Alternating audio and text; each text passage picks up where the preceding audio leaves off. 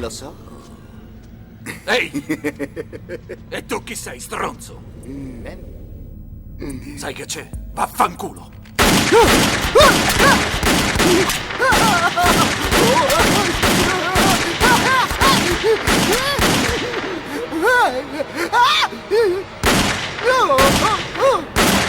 Ma come cazzo hai fatto?